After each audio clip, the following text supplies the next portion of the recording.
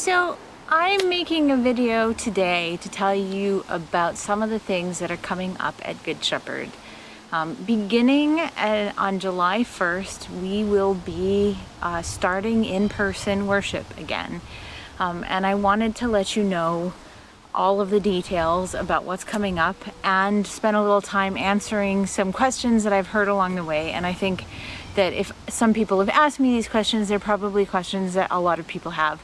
So that's what I'm making the video for, and an effort to kind of give you a different way to hear this, and hopefully it will make more sense in a video form. So anyway, before I begin, I just want to say I've been missing you, and I really look forward to us being able to worship together, even in this really modified form. Things are going to be different, and I'll get into that. As we started to try to figure out how we were going to meet together, we had a couple of priorities. The highest priority of all was keeping people safe and healthy. We are taking this very seriously. There have been over 110,000 deaths from COVID-19 in the United States alone. And we so far have been relatively lucky in the congregation in terms of not a lot of people have gotten sick, but a few have, and they will tell you that it is not an easy disease. We have family who have died from COVID-19. So we are taking that very seriously. The second thing that we're taking seriously is that we really want worship to be worshipful. And we're trying to figure all of that out. And so those are two things that we really thought about as we sat down to make some plans. Me, as well as the executive committee and the council, have worked on this, and so this is what we've come up with. It's interesting because this morning I got my daily basically news summary from the New York Times, like I normally do, and they started off the day cycle with this: we know how to slow the spread of the coronavirus. I know it doesn't always seem that way, and yes, there is still a great deal we don't know about the virus, but there are also a consistent set of lessons from around the world about how to reduce the number of new cases sharply. You should wear a mask if you're going to spend time near anybody who is not part of your household. You should minimize the time in indoor spaces with multiple people. You should move as many activities as possible outdoors.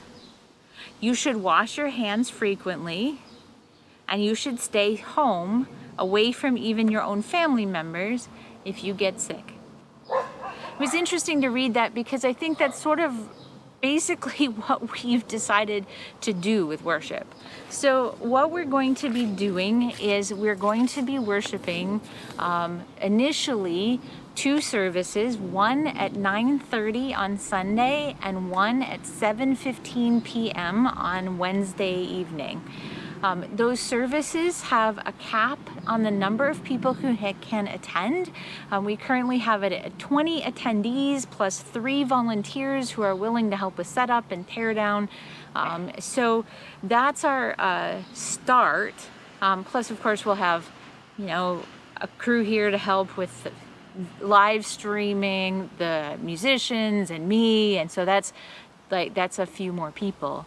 The reason we set that cap is that's the maximum number of people that can fit in our fellowship hall and still remain 6 feet apart from one another.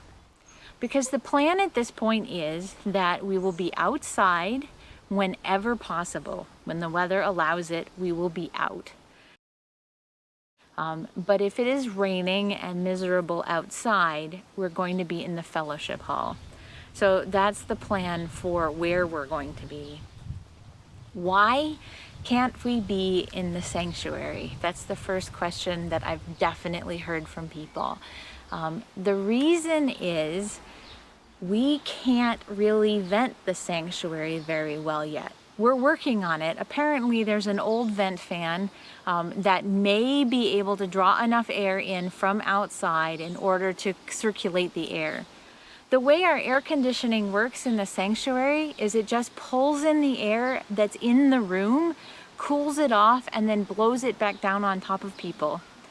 That's really not good, because if the virus is in the air, then it's just going to get pulled in, cooled off a little bit, and blown back on top of people.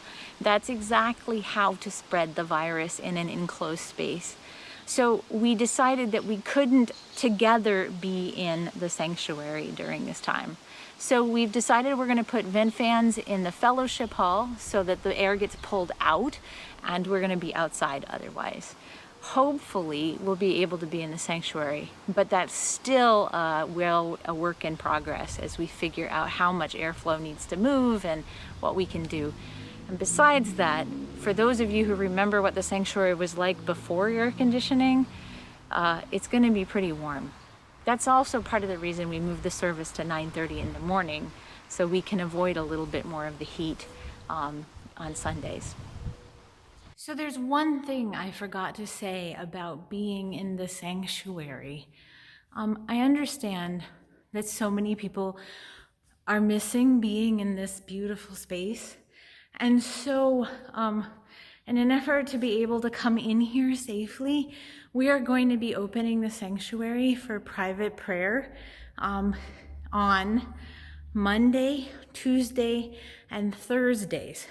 So if you want to come and pray in the sanctuary, I'll write those times down, and you'll see them advertised, but you'll have the chance to come in for private prayer. Something that you'll have to do when you come in is you'll have to write your name down on a sign-up sheet in the back, and then take some hand sanitizer and sanitize your hands. And then there'll be a few pews that will not be marked off up toward the front, and you'll be able to come and sit up here and pray. There'll also be some wipes, so you can wipe down the spot so that it's super clean for you as you pray. So there's a way that we can be in this beautiful space, I know that so many miss so much. So that's one way that you'll be able to be in the sanctuary, even though we can't pray in here together. So other questions that I've gotten. Why do I need to sign up? Why can't I just show up? Well, you can just show up, but I can't guarantee that there'll be room for you if you do. So I really encourage you to sign up. The links are called volunteer sign up. It's not just to volunteer for the service, it's also to attend the service. It just happens that the website we're using is called volunteer sign up.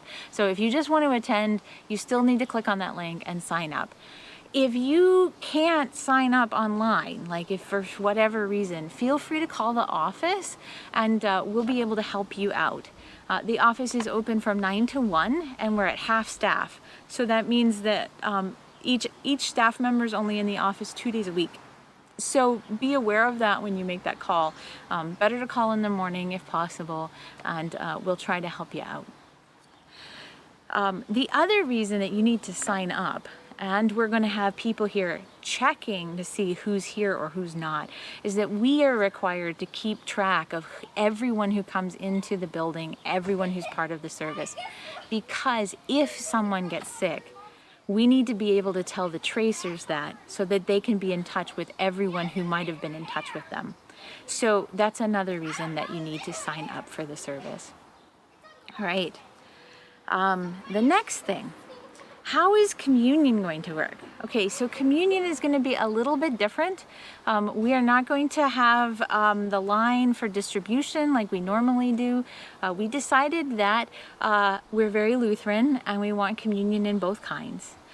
So we have decided, at least for now, that we're going to be doing that prepackaged communion that we did during DriveIn.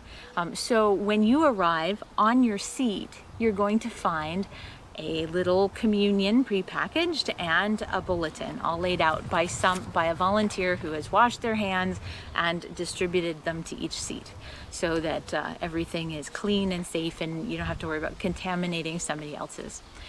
And so then what we're going to do is I will bless the bread, and as soon as I'm done blessing the bread, then we'll all take the bread together, and then I'll bless the wine, and then we'll all take the wine together. We actually did find a distributor that does wine in the cups, and so we will be switching to wine as soon as we finish up the prepackaged communion from the drive-in service. What's this thing about extending the table for those who stay home? So for those of you who aren't at the service but are watching at home, we're going to, what I really would like to be able to do is include you in the worship. Just because we are not able to gather together in person doesn't mean that we are not gathered together around the table. And so what that means is that I invite you to find a little bit of bread and find a little bit of wine in your house and bring it with you to worship. And then as we bless the bread together, you'll be able to take the bread with us. And as we bless the wine together, you'll be able to take the wine with us. Now, just a note about this. Once we bless the bread and bless the wine, we believe that it is now the host of the body and blood of Jesus Christ. And it then should be treated with an extra level of respect and care because it's Jesus for you. So if you have any leftover bread and wine once you're done communion, there are a couple of things that you can do with it. The first is that you can just eat it and drink it. So anything that's left over, just eat it and drink it at plain as it is. The other option is if for some reason you have way too much wine or too much bread and you can't finish it, feel free to take it outside and feed the bread to the birds and pour the wine out on the ground. There are a couple of things that you should not do with it. One, you should not pour the wine down the drain. It's just not it's not very respectful of Jesus' blood. And so please don't do that. And two, don't throw away the bread in the garbage. Throwing Jesus in the garbage, that sounds really not great, right? So it's much better to feed the birds. Jesus was a fan of birds, right? Consider the birds of the air. They neither toil nor reap, but God feeds them. So what an awesome way to remember that story that Jesus tells us. So there's some notes about extending the table. This is less than ideal, right? We would much rather be able to gather together as a whole community rather than being spread apart and doing this through this digital means. But I feel that everyone being able to be welcome at the table, however you're able to come to the table, is more important right now than whatever is perfect or ideal. So just feel free to participate then in communion as you watch the service. I hear we can't sing together. This is really sad. So when we sing and when we speak, we project more air out of our lungs, and especially when we're doing that together as a group, we tend to inhale more deeply and exhale all the air more. And because of that, our little alveoli, which are the little tiny sacs in your lungs, actually kind of collapse a little bit and then re-expand. And when they re-expand, they pop, like little bubbles pop. And that releases little tiny droplets. And the virus spreads really well in those little tiny droplets, those aerosols. And so singing seems to be particularly hazardous, as well as speaking together. So the plan at this point is that Brian will be leading us in singing. We'll probably only sing one verse of a hymn. And those of us who are present together here will be able to hum it as long as we're all wearing our masks and we're outside. Once we go inside, though, so like on a rainy day, we won't even be able to hum together. We'll just get to listen to Brian. And I'll make sure that the words are printed in the bulletin so that we can reflect on the words of the hymns because they're beautiful poetry and oftentimes have really important things to say.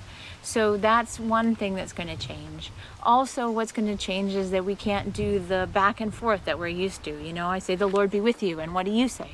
and also with you, right? It's almost an automatic reflex.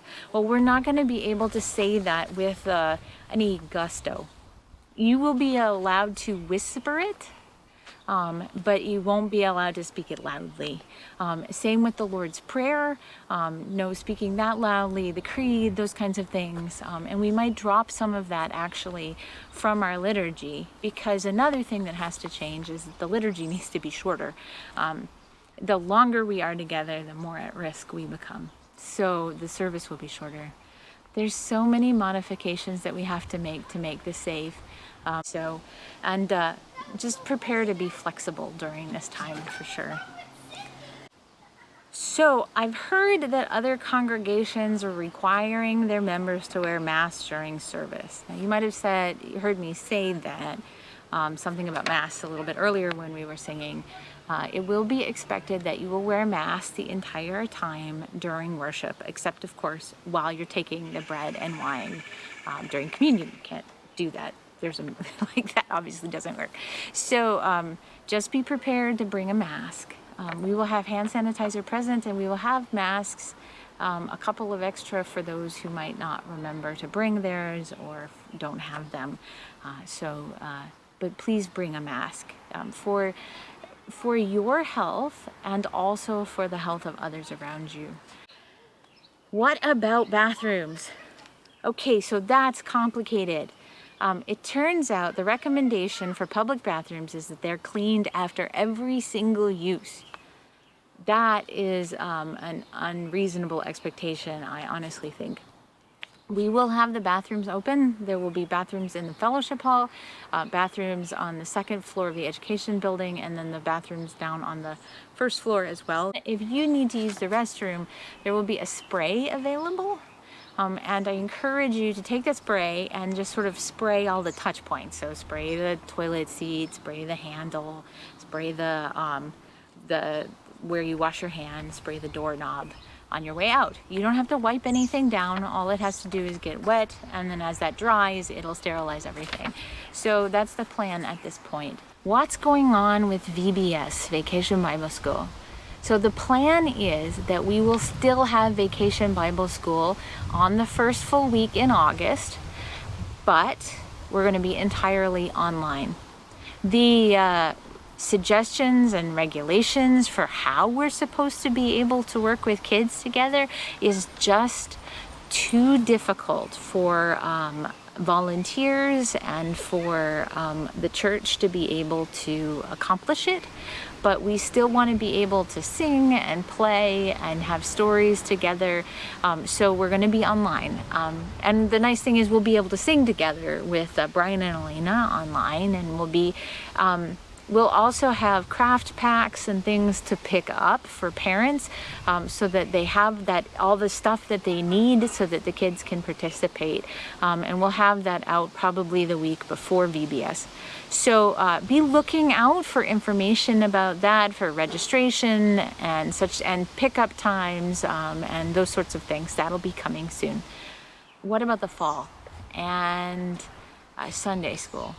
Good Shepherd is the kind of congregation that is really into planning, long-term planning. We found a couple of cassette tapes a little while ago, and we've been not transcribing them, but like re-recording them digitally.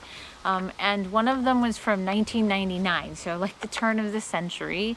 And they were announcing at the service the planning for the 100th anniversary celebration coming up in 2 years.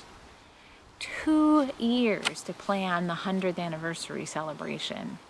Good Shepherd is really into long-term planning and is very used to that kind of thinking. The reality is we're not going to be able to do that right now. We don't know what's going to happen in the fall. We're looking at all of the guidelines and recommendations as they come out. We're trying to figure these things out and what works. And we're going to have to do a lot of rolling with the punches, essentially. We're going to have to do a lot of pivoting and thinking on our feet. We're also going to really have to rely on you to check in. Be sure to read the By the Way that comes out every week, and check the Facebook page, and watch the YouTube channel and see what's coming up, so that you know what's going on, because announcements will be made with relative speed, because we don't have the ability to do like 6 months planning right now. And so we're going to have to do a really good job of communicating with one another, and a really good job of just trusting the Spirit each and every day. So that's just a long way around of saying we don't know. We really don't know yet. And as we know more, I'll tell you more, I promise. I'm not going to keep you in the dark about any of it.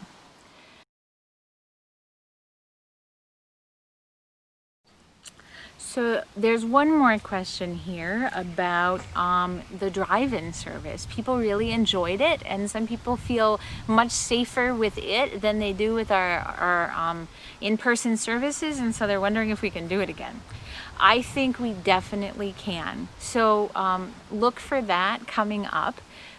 Drive-in definitely is going to take a lot more work for setup and cleanup and all of those things. So we definitely aren't able to do it every week, but perhaps we'll be able to do it in August again. So look out for that, and so that way we can have a lot of people come together for worship. And the nice thing about a drive-in service is we can all sing together. So with that, that's what's coming up. I really look forward to seeing you in the services as you're able, and then online too. I'm glad for that medium, and for this medium that we still have, as well as we move forward. So with that, blessings to you on this day. Goodbye.